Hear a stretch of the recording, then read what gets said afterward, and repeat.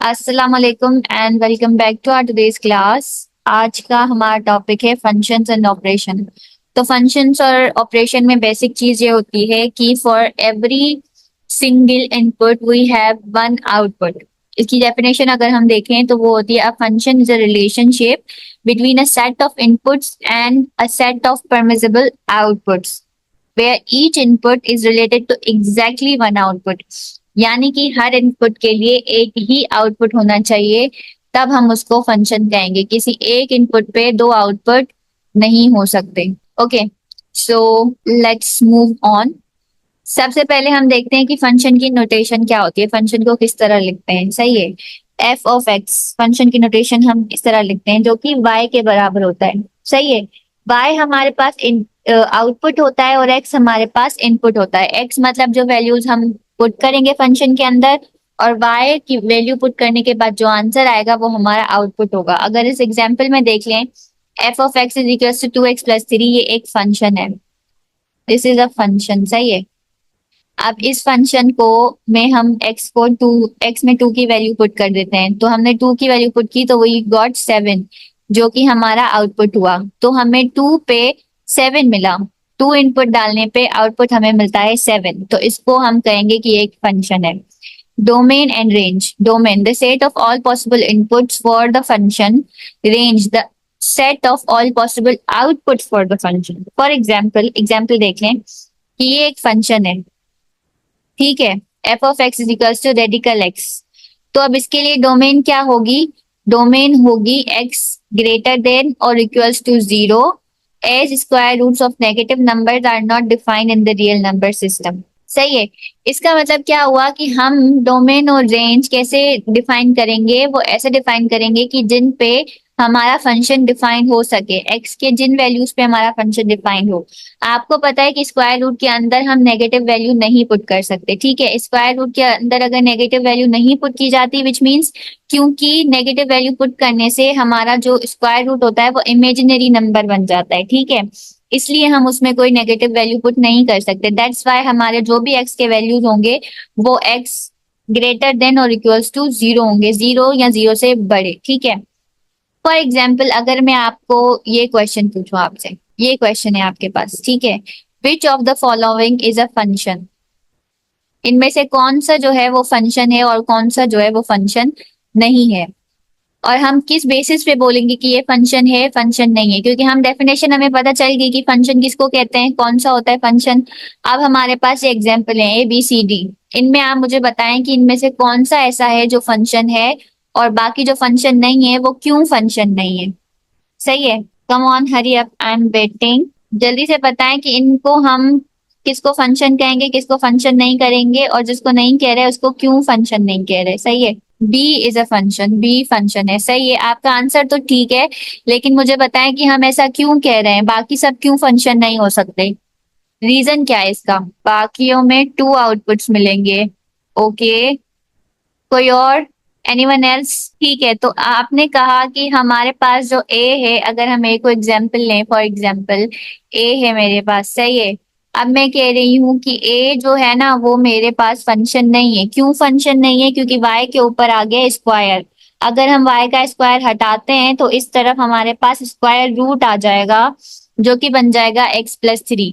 तो अब क्योंकि स्क्वायर रूट जो होता है वो प्लस भी होता है माइनस भी होता है। स्क्वायर रूट पे हमें दो वैल्यूज मिलती हैं, प्लस की भी माइनस की भी। तो अब x कोई भी डालो, चाहे x नेगेटिव डालो x पॉजिटिव डालो, जो भी वैल्यू x की आप डालोगे उसमें से आपको दो वैल्यूज बाहर आएंगे, एक पॉजिटिव की बाहर आएगी और एक नेगेटिव की बाहर आएगी। ओके, तो इसलिए हम इसको कहेंगे कि this is not a function. इसमें भी वाई स्क्वायर है, इसमें देखें तो इसमें भी वाई स्क्वायर है और इसमें भी वाई स्क्वायर था। सॉरी, ये जो है ना थोड़ा सा हो गया गलत, इसमें भी वाई स्क्वायर है। सही है, तो इसलिए ये जो लास्ट वाला है वो भी फंक्शन नहीं होगा, सिर्फ ये फंक्शन होगा क्योंकि इसमें वाई स्क्वायर नहीं है, स्क्वायर रूट एक्स के ऊपर नहीं आ रहा। So that's why we can say कि ये फंक्शन है, बाकी कोई फंक्शन नहीं है, ठीक है। अब इसके अलावा अगर मैं आपसे पूछूं कि क्या आपको फंक्शन के टाइप्स पता है?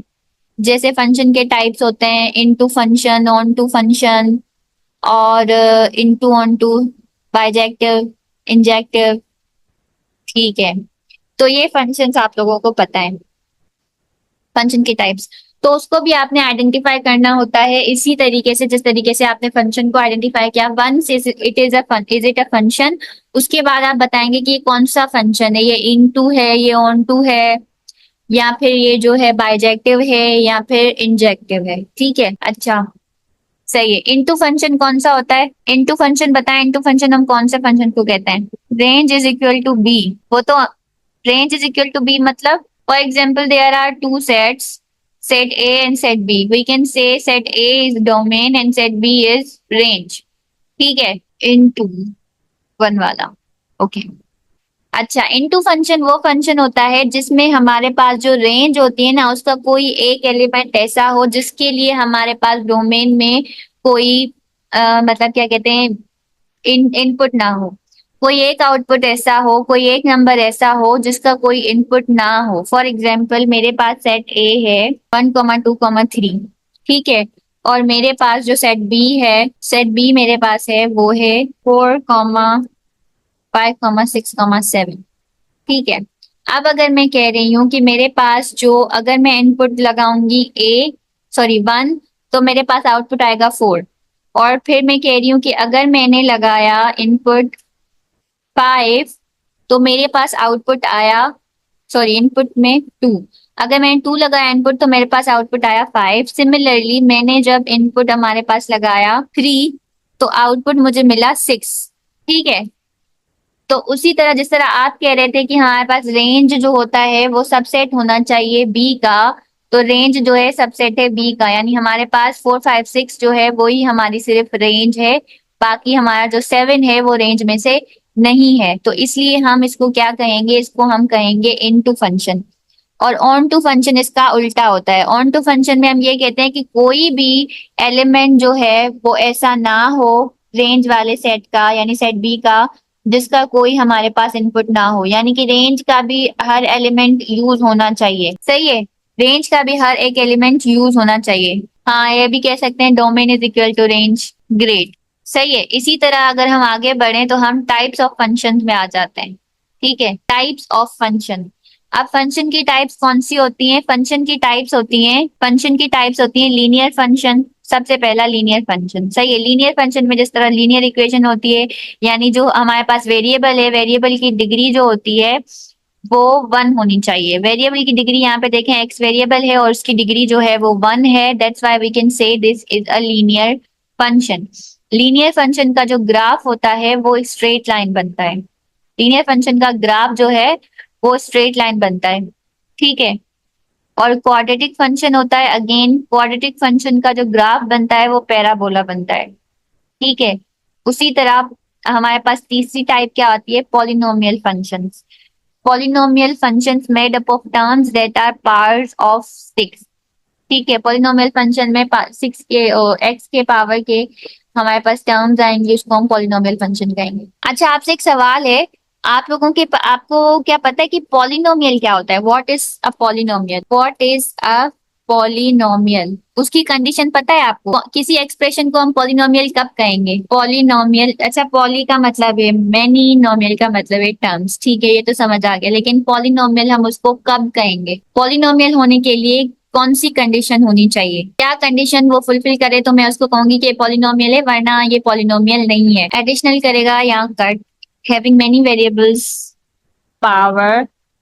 ओके, अच्छा अब मैं आपको बताती हूँ कि पॉलिनोमियल होने के लिए क्या कंडीशन होती है। फॉर एग्जाम्पल मैं आपको कहती हूँ कि ये जो है ना, मेरे पास एक टर्म है, ठीक है, 2 है, एक्स है, और इसकी पावर जो है वो -3 है।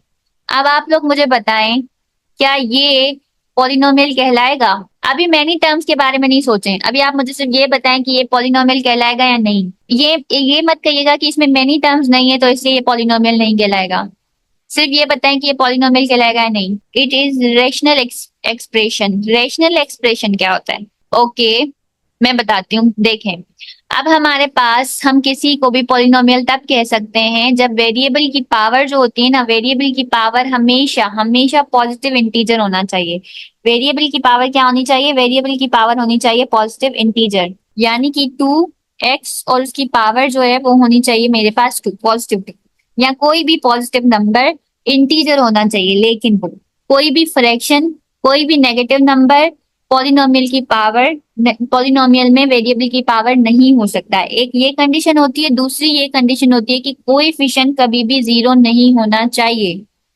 कोएफिशिएंट कुछ भी हो सकता है, नेगेटिव नंबर हो सकता है, any real number can be, any real number can be a coefficient except zero. Zero कभी भी पॉलिनोमियल में कोएफिशिएंट नहीं हो सकता, क्योंकि अगर जीरो कोएफिशिएंट होगा तो वो वेरिएबल ही खत्म हो जाएगा। Anything multiplies zero it becomes zero, तो इसलिए हमारे पास कोएफिशिएंट कभी भी जीरो नहीं हो सकता। दूसरी कंडीशन, वेरिएबल की पावर हमेशा पॉजिटिव इंटीजर होगी। ठीक है, अच्छा एक दोबारा बताती हूँ, देखो यहाँ पर मैंने लिखा a, ठीक है, यहाँ पे लिखा x और यहाँ पे मैंने उसकी पावर दे दी n। अब हम कह रहे हैं ये पॉलिनोमियल तब होगा when a not equal to zero, a यानी कि coefficient not equal to zero can be any real number. ठीक है, it can be any real number except zero, हम ये कह सकते हैं। इसमें जो a है, ए है कोएफिशिएंट है, A not equal to zero can be any real number, कोई भी रियल नंबर हो सकता है, फ्रैक्शन हो सकता है, आपके पास जो है ये क्या कहते हैं, नेगेटिव नंबर हो सकता है, नेगेटिव इंटीजर हो सकता है, what ever it can B, but it can not be zero, क्योंकि अगर जीरो होगा तो हमारे पास एक्सप्रेशन ही खत्म हो जाएगा। और उसके बाद जो ये एन है, एन हमारे पास क्या होना चाहिए, n belongs to positive integer, only positive integer can be the power of variable। ठीक है, positive integers, non negative integers, okay, positive integer कहें, नॉन नेगेटिव इंटीजर कहें, वो एक्सपोनेंट में होंगे तो हम उसको कहेंगे कि ये एक पॉलिनोमियल है। Now it is a polynomial, हमें पता चल गया कि भाई ये जो है पॉलिनोमियल होने की कंडीशंस हैं। ठीक है, अब यहाँ पे आए कि इसको देखें, जैसे 4x3 है, ये पॉलिनोमियल की कंडीशन पे पूरा उतर रहा है। ये हमारा जो पूरा एक्सप्रेशन है, ये फंक्शन है, ये पूरा का पूरा जो है पॉलिनोमियल की कंडीशन पे उतर रहा है, उसकी एक एक टर्म इस कंडीशन पे पूरी उतर रही है, so that's why we can call it polynomial. सही है। अच्छा, एक और चीज मैं आपको दिखाऊं, आपको ग्राफ्स का पता है ना, ग्राफ्स बनाने आते हैं या ग्राफ इंटरप्रेट करने आते हैं आप लोगों को? वेरी गुड, अगर ग्राफ इंटरप्रेट करने आते हैं तो आप ग्राफ को देख के बता सकते हैं। अच्छा अच्छा अच्छा। एक सेकेंड, अब मैं आप लोगों को ना कुछ पिक्चर्स दिखाती हूँ, फिर आप मुझे बताएं कि जो है ग्राफ के थ्रू हम कैसे बता सकते हैं कि ये एक फंक्शन है या नहीं है। सही है, मैं आप लोगों को दिखाती हूँ, एक सेकंड, जस्ट मुझे 1 मिनट दें, मैं कुछ पिक्चर्स लेकर आती हूँ and then I will show you. ठीक है, तो अब इसको देखें एक नजर जरा और फिर मुझे बताएं। अच्छा नहीं ना, आप परेशान नहीं हो, मैं बता रही हूँ, समझा रही हूँ। सही है, ये आपके पास ग्राफ है, फॉर एग्जाम्पल आपसे ग्राफ में थ्रू क्वेश्चन किया जा रहा है कि हाँ ग्राफ से डोमेन और रेंज फाइंड की जा सकती है, लेकिन अभी जो मैं सवाल कर रही हूँ वो ये सवाल है कि फॉर एग्जाम्पल आपको ये 3 ग्राफ दिए गए हैं और आपसे पूछा जा रहा है कि आप जो है आइडेंटिफाई करें कि कौन सा फंक्शन है, कौन सा फंक्शन नहीं है। हमने कहा हर एक्स पे एक वाई होना चाहिए। ठीक है, हर एक्स पे एक वाई होना चाहिए, हर यूनिक वैल्यू ऑफ एक्स पे यूनिक वैल्यू ऑफ वाई होनी चाहिए, that's when we call it a function. अब इसमें से कौन सा फंक्शन है, कौन सा फंक्शन नहीं है, अब सारे जो आपके रूल्स है ना वो सब भूल जाएं। अब इसमें सिर्फ एक चीज होती है जो आपको बता सकती है कि भाई ये जो है वो फंक्शन है या नहीं है, तो वो होती है वर्टिकल लाइन टेस्ट। इसको हम कहते हैं वर्टिकल लाइन टेस्ट। ठीक है, इसका मतलब ये है कि कोई भी फंक्शन दिया गया और सारी चीजें, सारे रूल भूल जाएं, बस उसमें से वर्टिकल लाइन बनाते जाएं। जैसे ये एक बनी हुई है, यहाँ पे आपने एक वर्टिकल लाइन बनाई, again you draw vertical line, again you draw vertical line and a vertical line. देखें, हर एक वर्टिकल लाइन ग्राफ को सिर्फ एक जगह पे टच करिए, ये वाली यहाँ पे करिए, ये वाली यहाँ पे, कोई भी जगह ऐसी नहीं है जहां पे एक लाइन ग्राफ में, ग्राफ वाली लाइन को 2 दफा टच करे, so that's why we call it a function. इसमें भी अगर आप वर्टिकल लाइन बनाएंगे तो यहाँ पर सिर्फ ये एक ही जगह पे फंक्शन में ग्राफ को टच कर रही है, so we can call it, sorry लाइनें मेरी टेढ़ी बन रही है लेकिन सीधी लाइन बनाएंगे वर्टिकल लाइन, तो फिर आप देखेंगे कि ये जो है एक जगह पे टच करिए, तो इसलिए ये भी एक फंक्शन है। ये फंक्शन क्यों नहीं है, देखें वर्टिकल लाइन बनाइए, यहाँ पर भी ये टच कर रही है और यहाँ पर भी ये टच कर रही है। अगेन एक और वर्टिकल लाइन बनाए, ये यहाँ पर भी टच करेगी, यहाँ पर भी टच करेगी, दो जगह पे लाइन टच कर रही है, दो जगह पे लाइन टच कर रही है, तो इसलिए हम इसको क्या कहेंगे कि भाई ये हमारे पास फंक्शन नहीं है। इसी तरह फॉर एग्जाम्पल यहाँ पे मैंने एक ग्राफ बना लिया, सही है। अब मैंने जो है एक ये बना लिया, क्या ये वाला ये फंक्शन कहलाएगा? क्या मैं इसको फंक्शन कह सकती हूँ? ये जो मैंने बनाया बहुत ही टेढ़ा और बहुत ही खराब ग्राफ बनाया है, लेकिन क्या हम इसको फंक्शन कहेंगे? क्या इसको फंक्शन कहेंगे? हाँ कहेंगे, वेरी गुड, इसको फंक्शन कह सकते हैं, क्योंकि इसमें अगर हम वर्टिकल लाइन ड्रॉ करें तो ये जो है वो एक ही जगह पे सिर्फ टच करेगी ग्राफ। ठीक है, तो ये हो गया भाई, ग्राफ से हमने आइडेंटिफाई करना है कि भाई ये फंक्शन है या नहीं है। एक तो आपको इक्वेशन दी गई है, इक्वेशन से आप बता सकते हैं, दूसरा आप ग्राफ को देख के भी बता सकते हैं कि भाई ये फंक्शन है या नहीं है। लीनियर फंक्शन यानी कि एक लीनियर जो है लाइन बनेगी, स्ट्रेट लाइन बनेगी, तो वो एक फंक्शन होगा। ठीक है, क्वाड्रेटिक फंक्शन में एक पैराबोला बनेगा। पैराबोला अगर कब अप है कब डाउन है, लेकिन अगर वो लेफ्ट की तरफ बैंड हो रहा है या राइट की तरफ बैंड हो रहा है तो फिर वो जो है फंक्शन नहीं होता, otherwise it is a function. सही है। पॉलिनोमियल भी है, उसको भी ड्रॉ करके देखेंगे। अच्छा मैं इसको ड्रॉ करके दिखाती हूँ। आप लोगों ने डेस्मोस का सुना है? ओके, सो ये है हमारे पास डेस्मोस ग्राफिंग कैलकुलेटर। यहाँ पे आप इक्वेशन इंसर्ट करेंगे। अब यहाँ पे आ गया, आपके पास ग्राफ आ गया, सही है। अब देखें, इस पे वर्टिकल लाइन टेस्ट करेंगे तो क्या ये फंक्शन होगा या नहीं? ये फंक्शन होगा। ठीक है, अभी एक और हमने जो पहले फॉर एग्जाम्पल ये एक्स है प्लस वन, ये एक स्ट्रेट लाइन है। देखें ये है एक लीनियर फंक्शन, इसी को अगर हम स्क्वायर कर दें तो ये हो गया एक क्वाड्रेटिक फंक्शन, लेकिन अगर मैं कर दूं तो ये हो जाएगा एक ऐसा फंक्शन, एक क्रॉस बन गया, एक्स बन गया। तो क्या अब ये फंक्शन है? ये वाला Y square equals to 4x plus one, क्या ये फंक्शन है? नो नहीं है। वेरी गुड, सही है। तो इसी तरह आप लोगों के पास कोई भी इक्वेशन आए डेस्मोस पे, आप उसको प्लेस करें, सही है, बिना उसको सॉल्व करने की जरूरत ही नहीं है। आप जो है डेस्मोस पे प्लेस करें उसको, यहाँ पे आपके पास ग्राफ आ जाएगा, उस पे आपने वर्टिकल लाइन टेस्ट करना है, एंड देन आप बता सकते हैं कि भाई ये एक फंक्शन है या फंक्शन नहीं है। ठीक है, now let's move on to the lecture. अब हम आते हैं, हमारे पास जो दूसरी चीज है, सही है, वो है रेशनल फंक्शंस विदाउट डेसिमल्स। जो मैंने आपको बताया तरीका कि अगर दूसरे वेरिएबल पे यानी कि एक्स पे स्क्वायर है तो ठीक है, लेकिन अगर वाई पे स्क्वायर है तो फिर वो फंक्शन नहीं होगा। ठीक है, तो हमारे पास रेशनल फंक्शंस क्या होते हैं? रेशनल फंक्शंस वो होते हैं जिनको हम P of x of Q F x में लिख सकें, यानी जिसको हम फ्रैक्शन में लिख सकें, और वो दोनों यानी कि जो न्यूमरेटर है और डिनोमिनेटर है वो दोनों पॉलिनोमियल हों। सही है, तो उसको हम कहेंगे हमारे पास ये रेशनल फंक्शन है। उसके बाद हमारे पास आ जाएगा एक्सपोनेंशियल और लॉगरिथम फंक्शन। ये एक्सपोनेंशियल फंक्शन है, F of X equals to A और उसके पावर एक्स, यानी कि एक्स जो है वेरिएबल जो है वो पावर में हो, ए जो है वो बेस जो हो वो कांस्टेंट हो, और वेरिएबल जो है वो पावर में हो, तो उसको हम कहेंगे exponential function. Logarithmic function of course वही होगा जिसमें लॉगरिथम गिवन होगा, और लॉगरिथम क्या होता है? इनवर्स ऑफ एक्सपोनेंशियल फंक्शन होता है। इसको सॉल्व भी ऐसे ही किया जाएगा। फॉर एग्जाम्पल अगर ये फंक्शन ही कोई नंबर दिया जा रहा है, आपसे वैल्यू पूछी जा रही है, तो आप उसको सॉल्व भी ऑफ कोर्स इसी तरीके से करेंगे जिस तरीके से हम करते हैं। ठीक है, अभी ऑपरेशन ऑन फंक्शंस, ये बिल्कुल बेसिक से ऑपरेशंस हैं, जैसे कि सिंपल एडिशन हम नंबर्स की करते हैं उसी तरह हम फंक्शंस की भी एडिशन करते हैं। फॉर एग्जाम्पल आपके पास दो फंक्शन है, एफ ऑफ जी और एफ ऑफ एक्स और जी ऑफ एक्स, तो आप उन दोनों में एफ ऑफ एक्स को जी ऑफ एक्स को प्लस कर देंगे, यू विल गेट एडिशन। देखें, इसको थोड़ा सा समझने की कोशिश करें कि इसको भी एक्सपोनेंशियल बोल सकते हैं, minus four of x four power x को भी हम एक्सपोनेंशियल फंक्शन बोल सकते हैं। सही है, उसके बाद आप फंक्शन की जो सब्ट्रैक्शन होती है वो भी होती है। अच्छा, फंक्शन में हो या नॉर्मल नंबर्स में हो, एडिशन सब्ट्रैक्शन सेम ही होगी। ठीक है, जिस तरह आपके पास दो फंक्शन गिवन है, आपने उन दोनों फंक्शन में जो वैल्यूज हैं उनको जो है आपने ऐड कर देना है। एडिशन है तो ऐड करेंगे, सब्ट्रैक्शन है तो सब्ट्रैक्ट करेंगे, मल्टीप्लाई करना हो जैसे यहाँ पे मल्टीप्लाई हो रहा है तो ये मल्टीप्लाई हो रहे हैं। ठीक है, यहाँ पर देखें मल्टीप्लाई करना था तो ये जो है वो मल्टीप्लाई हो रहे हैं यहाँ पर। उसके बाद यहाँ पे डिवाइड करना था तो ये डिवाइड हो गए।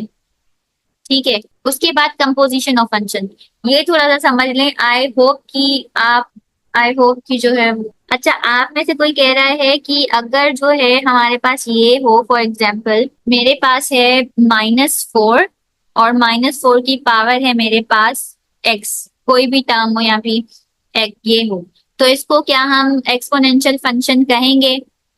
तो हमारे पास कह रहे हैं कि इसको हम एक्सपोनेंशियल फंक्शन कह सकते हैं या नहीं कह सकते। अब मुझे ये नहीं पता कि आप क्यों कह रहे हैं कि इसको हम एक्सपोनेंशियल फंक्शन नहीं कह सकते, लेकिन मेरे ख्याल से कह सकते। बुक में लिखा था नहीं कह सकते। रीजन क्या होगा इसको नहीं कहने का?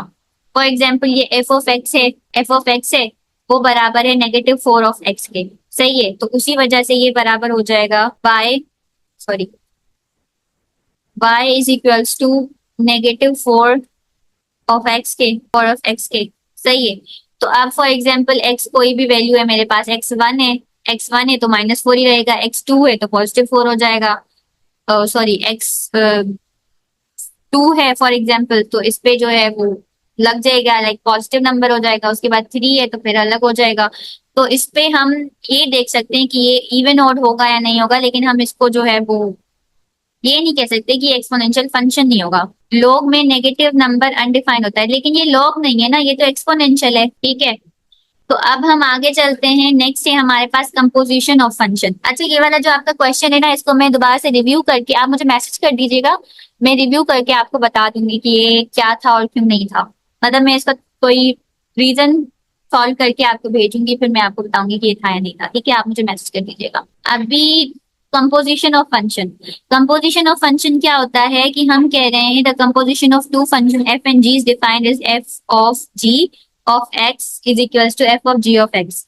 इसमें क्या होगा कि ये एक आपका फंक्शन है। ठीक है, for example this is your function, उसके बाद आपका ये दूसरा फंक्शन है। सही है, ये आपका दूसरा फंक्शन है। अब आपको कंपोजिशन क्या करनी है, आपको F of G of X find करना है ना। तो विच मीन्स अगर हमें फंक्शन में गिवन हो कि for example F of x मेरा कोई जो है वो फंक्शन है, सही है, तो इसका मतलब है एक्स जो भी होगा मैं उसको फंक्शन में पुट कर दूंगी। फॉर एग्जाम्पल ये है 2 of x + 1। सही है, ये जो भी मेरा फंक्शन होगा यानी x जो भी होगा मैं इसमें पुट करूंगी, x की वैल्यू आ जाएगी। उसी तरह से हम ये कह रहे हैं कि आपका एफ ऑफ एक्स कोई फंक्शन है, एफ ऑफ एक्स आपके पास जो है वो x² है। ठीक है, x² है। अब हम कह रहे हैं इसमें आप g ऑफ एक्स डालें। इसमें हमने क्या डालना है, इसमें हमने डालना है g ऑफ एक्स।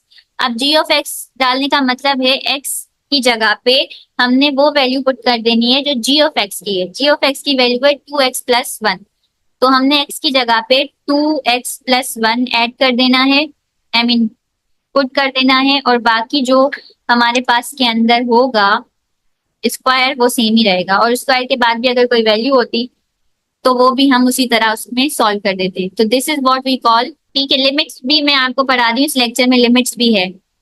सही है, लिमिट्स आया नहीं आया लेकिन मैं आपको पढ़ा रही हूँ, फिर आ गया तो कर लीजिएगा, नहीं आया तो छोड़ दीजिएगा। सही है, ये हो गया कंपोजिशन ऑफ फंक्शन। किसी भी कंपोजिशन करनी हो जिस फंक्शन में दूसरा फंक्शन डालना हो, पहले फंक्शन में यानी कि जो पहला होगा भले एफ ऑफ एक्स पहला हो या जी ऑफ एक्स पहला हो, जो पहला होगा उसमें दूसरा वाला फंक्शन पुट कर देंगे, उसमें एक्स की जगह पे वो फंक्शन पुट कर देंगे। फॉर एग्जाम्पल यहाँ पे अगर @ आ जाए, कोई भी @ आ जाए, तो इसका मतलब है मैं यहाँ पर भी @ कर दूंगी। उसी तरीके से अगर मैंने इसकी जगह पूरा g ऑफ x डाल दिया, ठीक है, पूरा g ऑफ x डाल दिया जो कि 2x + 1 के बराबर है, तो मैं x की जगह पे 2x + 1 ऐड कर दूंगी। जो भी हो, वॉट एवर इट इज, जो भी दूसरा वाला फंक्शन है वो आपने पहले वाले फंक्शन में x की जगह पे ऐड कर देना है। इसी तरह यहाँ पे अगर पहले फंक्शन में x + 1 होता तो उसके बाद में यहाँ पर भी इसमें वो ऐड कर देती, x + 1 वैसा ही वैसा रहता। अगर यहाँ पे इस फंक्शन में 2x होता तो मैं यहाँ पे 2 लिख के अगेन वो जो g ऑफ x वाली वैल्यू है वो इसकी जगह पे पुट कर दे। ठीक है, अभी हमारे पास आ गया इनवर्स फंक्शन। एक फंक्शन का इनवर्स कैसे निकाला जाता है? सही है, किसी भी फंक्शन का, फॉर एग्जाम्पल आपके पास ये फंक्शन दिया गया है, आपने इसका इनवर्स निकालना है। सबसे पहले आप क्या करेंगे, आप एफ ऑफ एक्स को like let F of X is equals to Y, आपने कर दिया इसको y, इमेज चेंज करना है, उल्टा करना है। तो अब आप क्या करेंगे फॉर एग्जाम्पल 2x + 3 को आप बराबर कर देंगे y के। y के इक्वल आ गया। अब आपने क्या करना है, यहाँ पे x के y के टर्म्स में x को डिफाइन करना है। पहले हमने क्या किया है, इस फंक्शन के अकॉर्डिंग, यानी कोई भी फंक्शन है उसमें हमने x के टर्म में y को डिफाइन किया है ना, अब हम इनवर्स में उल्टा कर देंगे, हम y के टर्म्स में x को डिफाइन करेंगे। तो उसके लिए हमें क्या करना होगा, सबसे पहले 3 दूसरी साइड y की साइड चला जाएगा, तो यहाँ पे आ जाएगा 2x is equals to y-3। ठीक है, अब जो 2x है, क्योंकि हमें x को अकेला करना है ना, 2x यहाँ पे मल्टीप्लाई हो रहा है, दूसरी साइड पे जाके डिवाइड हो जाएगा, तो x हमारे पास बराबर हो जाएगा y-3 डिवाइड बाय 2। तो ये हमारे पास बन गया f ऑफ x। अब हम इसमें क्या करते हैं, इनवर्स फंक्शन के लिए f ऑफ x को y करेंगे, सही है। इनवर्स करने के लिए हम यहाँ पे अब वैल्यू चेंज करेंगे, इमेज चेंज करेंगे, x belongs to y, y belongs to x। तो इसलिए हम क्या करेंगे, y is equals to x-3 upon, तो ये हो गया हमारा inverse of f of x, inverse of f of x। ये तो बिल्कुल सिंपल था, बेसिक था, ज्यादा प्रैक्टिस करेंगे क्योंकि मैं क्विज दूंगी इसकी आप लोगों को, तो आप लोगों को ज्यादा इजीली आ जाएगा। ठीक है, मतलब सिंपली आपने ये करना है, पहले जो फंक्शन y के टर्म्स, x के टर्म्स में y को डिफाइन किया हुआ है, अभी आपने क्या करना है, y के टर्म्स में x को डिफाइन करना है, यानी x को अलग कर देना है, एक साइड पे x अलग होना चाहिए, बाकी सारे जो नंबर दें, टर्म्स दें, कोएफिशिएंट्स है, व्हाटएवर इट इज, वो y के साइड पे चला जाए। ठीक है, यही किया है ना।